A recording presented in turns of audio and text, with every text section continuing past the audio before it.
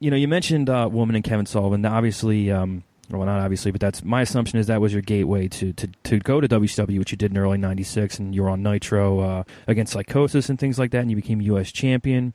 And you wound up wrestling Ric Flair on a pay-per-view at Bash at the Beach. Was that a big deal for you to wrestle Flair? 100%, because I don't think you know this, but my uncle, he's actually my stepdad's brother, but I knew him as my uncle from I was a little kid, and he was like a strong guy, and he went to Miami High School, and he had like all these discus and shot put records. So he was, really strong guy, and he was like a bodyguard in Miami Beach, and he had shown me pictures of him where he had wrestled for Florida Championship Wrestling.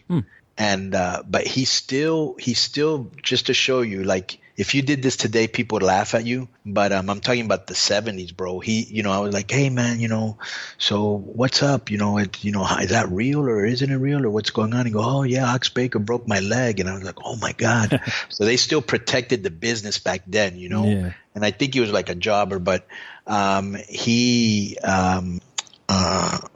so he one day I remember he used to buy all the wrestling magazines. That's how he used to buy like back in the day, bro. And I don't know if you're young enough or not to remember this, but was PW like Pro PWI, Wrestling Illustrated and all those magazines a big deal when you were growing up? Yeah, or no? and the Wrestler and Inside Right, Wrestling. and the Wrestler, right. Mm-hmm. Those two especially. And you'd always see, like the Sheik with the crimson mask bleeding, or he's throwing a fireball, and you're going, oh my God, what's going on?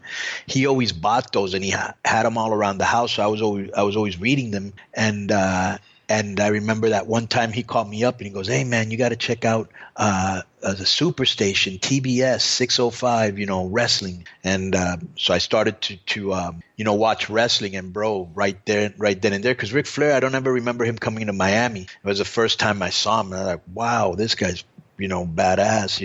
He looks cool. He can wrestle. He's got a great look, and he can hit that mic. So I always liked Ric Flair. I mean, I don't think I've ever met anybody that hasn't. So I liked him, and so imagine when I was able to wrestle with him. It was a big deal. But every time I'd met him before, he was always a dick with me. So personally, I didn't like him.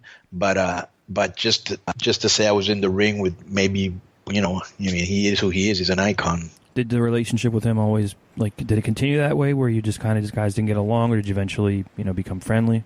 No, we've never been friendly, and he still took shots at me on his podcast and stuff like that. Mm-hmm. And I must really, to me, and this is straight up, I have to value your opinion for you to bother me, so I don't really give a shit what he says.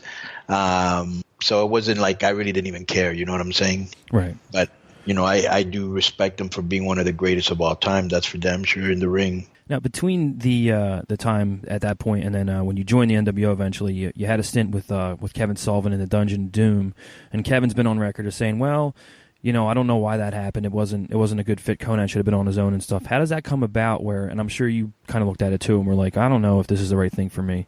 So how does that come about where you wind up in the Dungeon of Doom? Whose idea is it? Is it just to give you something to do at that time? Yeah, I think so. I never really talked to Kevin that much. I just was so excited because, man, I was the top paid wrestler in Mexico at that time, making a very good living, and I was making way more in WCW. And so I just wanted the chance to tell you the truth, I never ever thought, and this is real, I don't think Rey Mysterio did, or even Eddie Guerrero. I think we all thought we were going to stay in Mexico forever. Mm-hmm.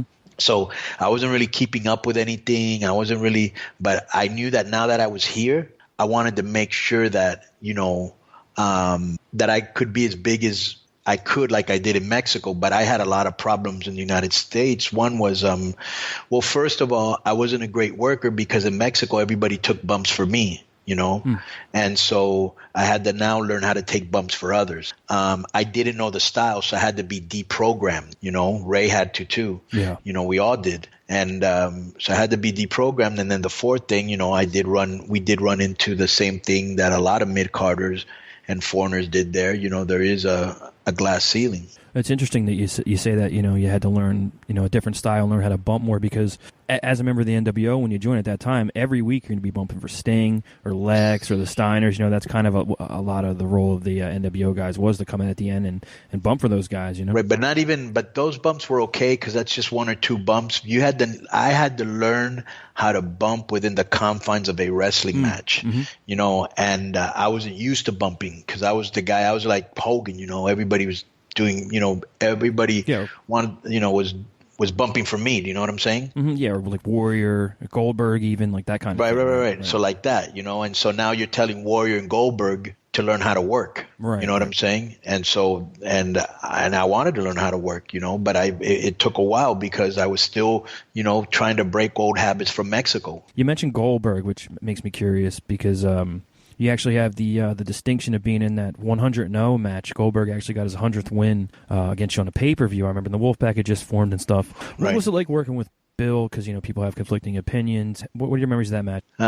I remember that I'd never lost anybody in my life that quick. And it felt weird and maybe a little embarrassing to me. And I was like, wow, man, everything I've done to lose this quick. And then there was another part of me like, well, that's the mark and you talking. And the other part of me was like, no, you have to protect, what you've done, and I said, fuck it, it's, I'm going to have to do this anyways. Why am I overanalyzing? Yeah. And it just felt empty because you just go out there for 2 or 3 seconds or whatever it was, probably 15. And it's just very unfulfilling. But then there was a part of me that was, okay, well, I'm helping build this guy, and that's done. Now let me do something else.